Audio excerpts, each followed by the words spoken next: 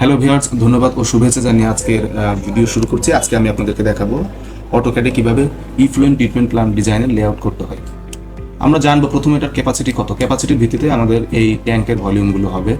প্রথমে আমরা দেখতে পাচ্ছি যে effluent treatment plant ETP 40 metre cube per hour.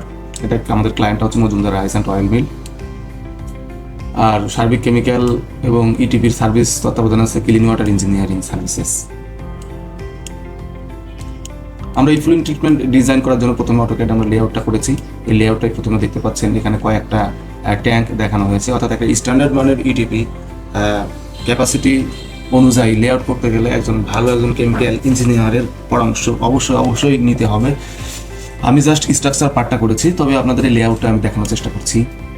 প্রথমে আপনারা দেখতে পাচ্ছেন এই বাম পাশে যদি আমরা চিন্তা করি বার স্ক্রিন, এ পাশে রয়েছে ড্রেন এবং ডিসেক্ট ট্যাঙ্ক। তারপর রয়েছে ইকুয়ালাইজেশন ট্যাঙ্ক। ইকুয়ালাইজেশন ট্যাঙ্কের পাশে রয়েছে SHT এবং এই পাশে রয়েছে NT, MBBR1, MBBR2, CWT, FFT, tube settler 2, ASP, tube settler 1, NT, FM, FLT, FLT। এই যে ASP, তারপর হচ্ছে CWT, MBBR2, এই সমস্ত বিষয় জানতে হলে অবশ্যই কেমিক্যাল ইঞ্জিনিয়ারিং শরণাপন্ন হতে হবে, যারা এই ইটিপি ডিজাইনগুলি করে, অর্থাৎ লেআউটগুলি করে বা ভলিউম বের করে।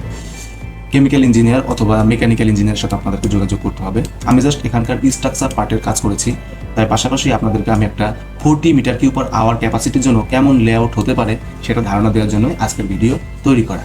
এখানে দেখতে পাচ্ছেন কয়েকটা সেকশন রয়েছে AA, BB, CC, DEFG, G', H। এই কয়েকটা সেকশনের আমরা প্রত্যেকটা সেকশনেরই আমাদের রিইনফোর্সমেন্ট বের করতে হবে। প্রথমে দেখছেন এটার স্ট্রাকচারটা কিভাবে হবে। সেকশন A তে আমরা দেখতে পাচ্ছি, তারপর রয়েছে সেকশন BB, তারপর রয়েছে সেকশন CC,